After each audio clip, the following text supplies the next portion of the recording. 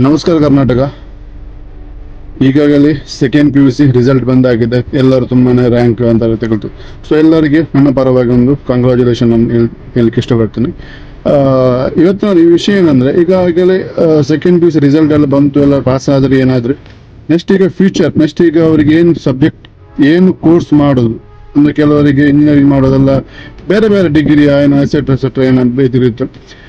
ನನ್ನೊಂದು ಚಿಕ್ಕ ಅನಿಸಿಕೆ ನಾನು ನಿಮಗೆ ಹೇಳಲಿಕ್ಕೆ ಇಷ್ಟಪಡ್ತೇನೆ. ದಯವಿಟ್ಟು ಈಗಾಗಲೇ ನೀವು ಈಗ ತುಂಬ ಮಂದಿ ಕೇಳಿ ನಾನು ಏನು ಮಾಡಬೇಕು ಅಂತ. ದಯವಿಟ್ಟು ನಾನು ಹೇಳೋದು, ನಿಮಗೆ ಆಸುಪಾಸಿನಲ್ಲಿ ಮ್ಯಾಂಗ್ಳೂರ್ ಇರಲಿ, ಎಲ್ಲ ಬ್ಯಾಂಗ್ಳೂರ್, ಮೈಸೂರು ಎಸೆಟ್ರಾ. ಸೊ ಅಂದರೆ ಯಾಕೆಂದರೆ ಈಗ ಕೆಲವರು ಎಜುಕೇಷನ್ ಮಾಡ್ತಾರೆ, ಈಗ 3 ವರ್ಷ ಇರುತ್ತೆ, 4 ವರ್ಷ ಇರುತ್ತೆ, ನಂತರ ಅವರಿಗೆ ಫ್ಯೂಚರಲ್ಲಿ ಜಾಬ್ ಪ್ರಾಬ್ಲಮ್ ಬರುತ್ತೆ. ಸೊ ಕೆಲವರಿಗೆ ಅಂದರೆ ದೂರ ಹೋಗ್ಲಿಕ್ಕೆ ಆಗಲ್ಲ, ಕೆಲವರಿಗೆ ಮ್ಯಾಂಗ್ಳೂರ್ನ ಆಸುಪಾಸಲ್ಲಿ ನನಗೆ ಜಾಬ್ ಬೇಕಂತ ಇರ್ತಾರೆ. ಕೆಲವರು ಅಂದರೆ ನಾನು ಬ್ಯಾಂಗ್ಳೂರಲ್ಲಿ ಹೋದರೆ ಜಾಬ್ ಮಾಡ್ತೀನಿ, ಇಲ್ಲ ಅಂದರೆ ನಾನು ಔಟ್ ಆಫ್ ಕಂಟ್ರಿ ಕಡೆ ಹೋಗ್ತೇನೆ ಅಂತ ಅವ್ರಿಗೆ ಇರ್ತಿತ್ತು. ದಯವಿಟ್ಟು ಇಂಥ ಒಂದು ಡಿಸಿಷನ್ ತಗೊಳ್ಳುವಾಗ ದಯವಿಟ್ಟು ನೀವೊಂದು ಯೋಚನೆ ಮಾಡಿ ತಗೊಳ್ಳಿ. ಯಾಕಂದರೆ ಕೆಲವರ ಮನೆಯಲ್ಲಿ ಮ್ಯಾಂಗ್ಳೂರು ಬಿಟ್ಟು ನೀವು ಬೇರೆ ಕಡೆಗೆ ಹೋಗಬೇಡ ಅಂತ ಇರ್ತಾರೆ. ದಯವಿಟ್ಟು ಇಂಥ ನಮ್ಮ ಮ್ಯಾಂಗ್ಳೂರಿನಲ್ಲಿ ಆಸುಪಾಸಿನ ಯಾವ ಕಂಪ್ನಿ ಯಾವುದರಲ್ಲಿ ನಿಮಗೆ ಸಿಗುತ್ತೋ, ಸೊ ಅಂಥ ಒಂದು ಇದನ್ನು ಕೋರ್ಸನ್ನು ನೀವು ಆಯ್ಕೆ ಮಾಡಿಕೊಳ್ಳಿ. ಈ ವಿಷಯ ನಾನು ಯಾಕೆ ನಿಮ್ಮಲ್ಲಿ ಈಗ ಶೇರ್ ಮಾಡ್ತಿದ್ದೇನೆ ಅಂದರೆ, ಇತ್ತೀಚಿನ ಏನಾಗ್ತಿದೆ ಅಂದರೆ, ನನ್ನ ಫ್ರೆಂಡ್, ನನ್ನ ಗೆಳೆಯ ಅವನು ಅದೇ ಕೋರ್ಸ್ ಮಾಡ್ತಿದ್ದಾಳೆ, ಇವನು ಇದೇ ಕೋರ್ಸ್ ಮಾಡ್ತಿದ್ದಾನೆ, ಹಾಗೆ ಹೀಗೆ ಅಂತ ಹೇಳ್ತಾರೆ. ನನ್ನ ಫ್ರೆಂಡ್ಸ್ ಆ ಕಾಲೇಜಿಗೆ ಹೋಗ್ತಾರೆ, ನನ್ನ ಫ್ರೆಂಡ್ಸ್ ಈ ಕಾಲೇಜಿಗೆ ಹೋಗ್ತಾರೆ ಅಂತ ಕೆಲವರು ಮೈಂಡ್ ಸೆಟ್ ಇರುತ್ತೆ. ದಯವಿಟ್ಟು ಅಂತ ನೀವು ಮೈಂಡ್ ಸೆಟ್ ಇದ್ದರೆ ದಯವಿಟ್ಟು ನೀವು ಅದನ್ನು ತಲೆಯಿಂದ ತೆಗೆದಾಕಿ, ಮೈನಾಗಿ ನಿಮ್ಮ ಫ್ಯೂಚರನ್ನು, ನಿಮ್ಮ ಗೋಲನ್ನು ನೀವು ಮೈನಾಗಿ ಥಿಂಕ್ ಮಾಡಿಕೊಳ್ಳಿ. ನನ್ನ ಫ್ರೆಂಡ್ ಅದು ಮಾಡ್ತಿದ್ದಾನೆ, ನನ್ನ ಫ್ರೆಂಡ್ ಇದು ಮಾಡ್ತಿದ್ದಾನಲ್ಲ, ಅವಳು ಇದು ಮಾಡ್ತಿದ್ದಲ್ಲ, ಅವಳು ಇದು ಹಾಗೆ ಇರುತ್ತೆ. ಸೊ ದಯವಿಟ್ಟು ಅಂಥ ಒಂದು ಏನಾದರೂ ನಿಮ್ಮ ತಲೆಯಲ್ಲಿದ್ದರೆ ಅದನ್ನು ದಯವಿಟ್ಟು ನೀವು ತೆಗೆದುಹಾಕಿ. ಯಾಕಂದರೆ ಕೆಲವರಿಗೆ ಜಾಬ್ ಇಂಪಾರ್ಟೆಂಟ್ ಇರುವುದಿಲ್ಲ, ಯಾಕೆಂದರೆ ಕೆಲವರು ಕಲಿತಾದ ನಂತರ ಅವ್ರು ಜಾಬ್ಗೆ ಹೋಗೋದಿಲ್ಲ, ಮನೆಯಲ್ಲಿ ಬೇಕಾದಷ್ಟು ಇರುತ್ತೆ. ಸೊ ಕೆಲವರಿಗೆ ಜಾಬ್ ಇಂಪಾರ್ಟೆಂಟ್ ಇರುತ್ತೆ. ಸೊ ಅವರು ನನ್ನ ಫ್ರೆಂಡ್ ಅದು ಮಾಡಿದ್ರೆ ನಾನು ಕೂಡ ಅದನ್ನೇ ಮಾಡ್ತೇನೆ. ನಂತರ ನೀವು ಆ ಕೋರ್ಸ್ ಯಾವುದೇ ಒಂದು ಕೋರ್ಸ್ ಮಾಡಿದರೆ ನಂತರ ನೀವು ಜಾಬ್ ಹುಡುಕಲಿಕ್ಕೆ ನೀವೇ ತುಂಬಾ ಕಷ್ಟಪಡ್ತೀರ.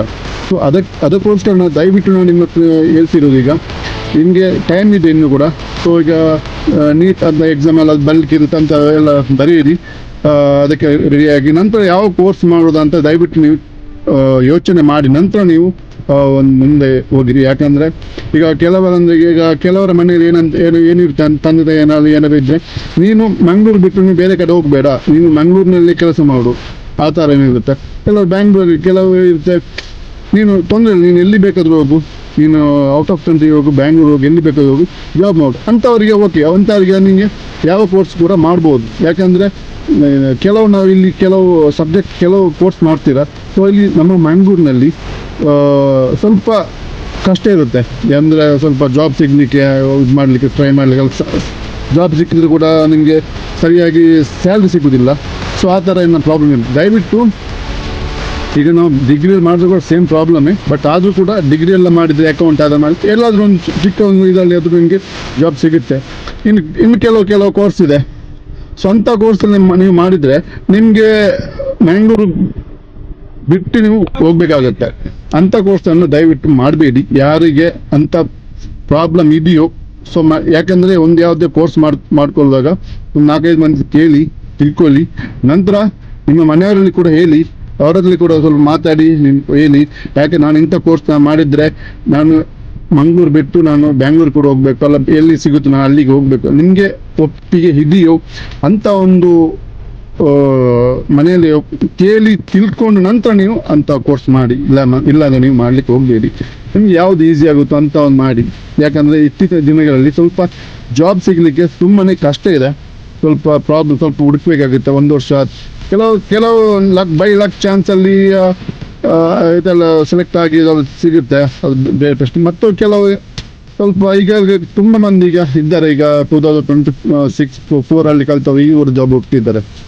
ಸೊ ಇಂಥೆಲ್ಲ ಪ್ರಾಬ್ಲಮ್ ಬರುತ್ತೆ. ದಯವಿಟ್ಟು ನಾನು ಹೇಳೋದೊಂದೇ, ದಯವಿಟ್ಟು ನೀವು ಈಗ ಯೋಚನೆ ಮಾಡಿ, ಟೈಮ್ ಇದೆ, ಯೋಚನೆ ಮಾಡಿ ನಿಮಗೆ ಏನು ತಗೊಳ್ಬೇಕು, ಯಾವ ಕೋರ್ಸ್ ನಿಮಗೆ ಸೂಟ್ ಆಗುತ್ತೋ, ಯಾವ್ದು ಸಿಕ್ಕಿದ್ರೆ ನಿಮಗೆ ಜಾಬ್ ಈಸಿಯಾಗಿ ಸಿಗ್ಬೋದು, ಯಾವ ಕೋರ್ಸ್ ಮಾಡಿದ್ರೆ ನಿಮಗೆ ಈಸಿಯಾಗಿ ನಿಮಗೆ ಜಾಬ್ ಪಡಿಬೋದು, ಅಂತರ ಔಟ್ ಆಫ್ ಕಂಟ್ರಿಗೆ ಹೋಗ್ಬೋದು ಅಂತ ಎಲ್ಲ ತಿಳ್ಕೊಂಡು ನಂತರ ನೀವೊಂದು ಸ್ಟೆಪ್ಪನ್ನು ನೀವು ತಗೊಳ್ಬೇಕಂತ ನನ್ನೊಂದು ಚಿಕ್ಕದೊಂದು ಅಭಿಪ್ರಾಯ ನಾನು ನಿಮಗೆ ಹೇಳಲಿಕ್ಕೆ ಇಷ್ಟಪಡ್ತೀನಿ. ಯಾಕೆ ನನ್ನೊಂದು ಅನಿಸಿಕೆ ನಾನು ನಿಮಗೆ ಹೇಳಲಿಕ್ಕೆ ಇಷ್ಟಪಡ್ತೇನೆ. ಯಾಕಂದರೆ ಇದರ ಬಗ್ಗೆ ಈ ಥರ ಆಗಬೇಕಂತ ನಾನು ಹೇಳ್ತಿಲ್ಲ, ಬಟ್ ನನ್ನೊಂದು ಚಿಕ್ಕೊಂದು ಇನ್ಫಾರ್ಮೇಷನ್ ಕೊಡಲಿಕ್ಕೆ ನಾನು ನಿಮಗೆ ಇಚ್ಛಿಸ್ತೇನೆ. ಸೊ ತಿಳ್ಕೊಳ್ಳಿ, ನಂತರ ಯಾವುದಾದ್ರು ಸಿಕ್ಕಿದ್ರೆ ನಿಮಗೆ ಈಸಿ ಆಗುತ್ತೆ ಜಾಬ್ ಸಿಗಲಿಕ್ಕೆ, ಕ್ಯಾರಿಯರ್ ಇದು ಮಾಡಲಿಕ್ಕೆ, ನಿಮ್ಮ ಲೈಫ್ ಸೆಟಲ್ ಮಾಡಲಿಕ್ಕೆ ಆ ಥರ ಇರುತ್ತೆ. ನಿಮಗೆ ಔಟ್ ಆಫ್ ಬ್ಯಾಂಗ್ಳೂರಲ್ಲಿ ಅದು ತೊಂದರೆ, ನೀವು ಅಲ್ಲಿ ಹುಡುಕಿದ್ರೆ ನಿಮಗೆ ಆರಾಮ್ಸೆ ನಿಮ್ಗೆ ಜಾಬ್ ಸಿಗುತ್ತೆ. ಮಂಗಳೂರಿನಲ್ಲಿ ಅದು ನಿಮಗೆ ಆದಷ್ಟು ನೀವು ಕಲ್ತೇವೆ, ನೀವು ಜಾಬ್ ಸಿಗ್ತಿಲ್ಲ ಅಂತಲ್ಲ, ಸಿಗುತ್ತೆ, ಆದರೂ ಕೆಲವುದಕ್ಕೆ ಸಿಗುವುದಿಲ್ಲ. ಸಿಕ್ಕಿದ್ರೆ ಕೂಡ ಅಷ್ಟೇ ಸಂಬಳ ಕೂಡ ಇರುವುದಿಲ್ಲ. ಸ್ವಂತವರು ಯಾರಾದರೂ ಇದ್ದರೆ ಅಂಥ ಪ್ರೋತ್ಸಾಹ ಮಾಡಿಕೊಳ್ಳಿ. ಇಲ್ಲ ಅಂದರೆ ದಯವಿಟ್ಟು ನಾನು ಇರೋದೊಂದೇ,